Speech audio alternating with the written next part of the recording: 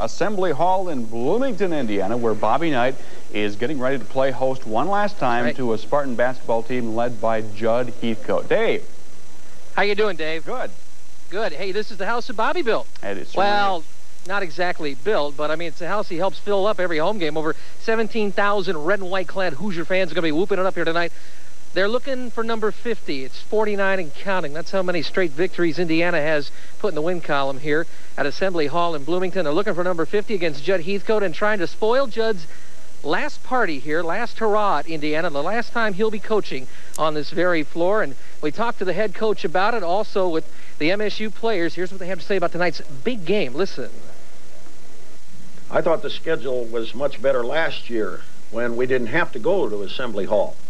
But we have to go down there, and they're riding a 49-game winning streak. We're going to try to make sure it doesn't hit 50. I think we're going to play pretty much honest. We don't want the other three players hurting us. If they're going to beat us, those two guys, Evans and Henderson, are probably going to have monster games. But other than that, we're just going to play the other three, pretty much honest. Jud Heathcote and Shawn Respert, and they are correct. This is going to be a big one tonight, and it's going to be the inside-out guys. That's talking about Michigan State. They're going to work the ball out to the guards. Snow and Respert. Indiana, we expect them to be working the ball outside in. Tom Izzo, associate head coach, he's right on time here. Tell you what, he's working through traffic at Assembly Hall. Come on in here, man. You feel good? I feel great. You just barely made it here. We're working through traffic today. Catch your breath and tell us what you expect from tonight's game. We just heard from Jud and Shawn talking about going inside out and outside in, and we expect you guys to work the ball out to the perimeter.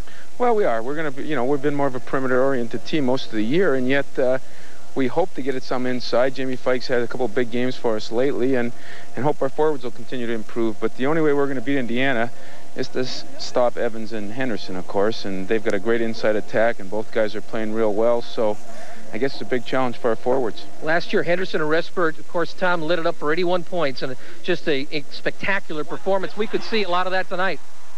Well, I hope so on one part of it. One part, right? Yeah, Shawn's part, but Alan Henderson is really, I think, one of the more improved players. I mean, I always thought he was a great player. I think he's taken his game to another level. He's able to put the ball on the floor. He's able to pull up and shoot jump shots, and by watching him on film, he's really looked improved. So I'm hoping Shawn and him have a hell of a battle, and yet I'm hoping that we come out on top.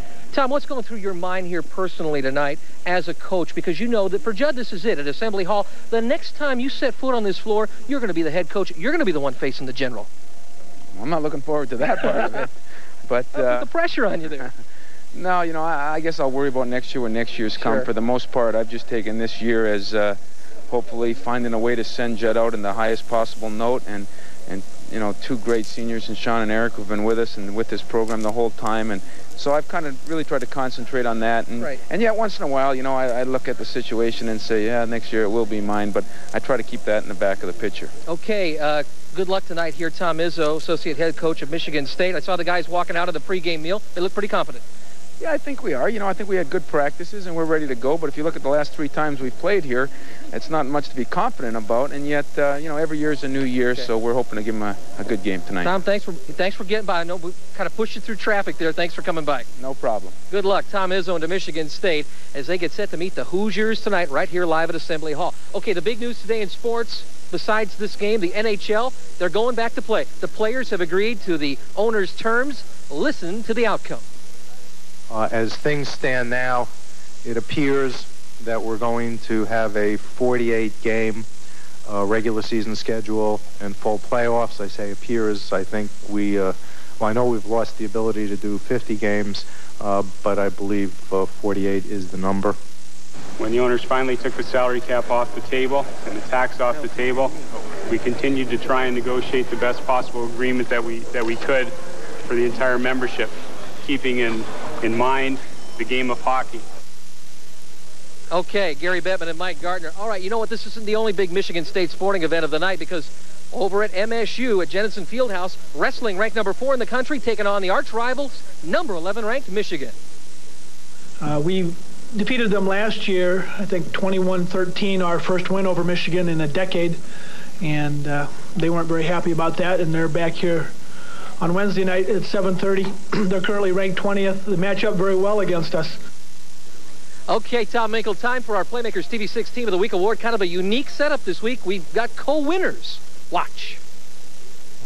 Back at the start of the high school basketball season, we started talking a lot about Everett and Sexton, and for good reason, but maybe we forgot about the team down in Holt. Well, they're easy to remember right now because they're undefeated at the top of the CAC race and maybe destined to make a lot of noise gunning for a league title this season. Congratulations to Coach Bruce Larner. Your undefeated Rams are our Playmakers TV6 Co-Team of the Week. Congratulations. Yeah. And for the first time ever, we have a co-team of the week. Last night against Corunna, DeWitt missed their first shot of the second half and closed hitting all 21 of the rest. A 28-point win, a 7-0 record, and you can't deny this one. Coach Jim Lutke, you are our co-team of the week. Thank you, Dave. Tell you what, David, I like making our bosses mad by paying for 2 trophies, so we'll do it this week. That'll wrap things up from Assembly Hall. Be back here later on at 11 o'clock to tell you all about the big game tonight, whether the Spartans can go 3-0, or whether IU is going to make it 50 straight. That'll wrap it up. We'll send it back to you in Lansing. Very good. All right, Thank you, Dave. exciting. Oof. But little does he know they took it out of his paycheck today, Yeah. so when he gets back, he'll find out. Still ahead tonight on News Center 6, Andy will be in with a foggy weather forecast. But first, more of today's news from around mid-Michigan, including details about the price a Lansing father had to pay to say goodbye to the son he's accused of killing.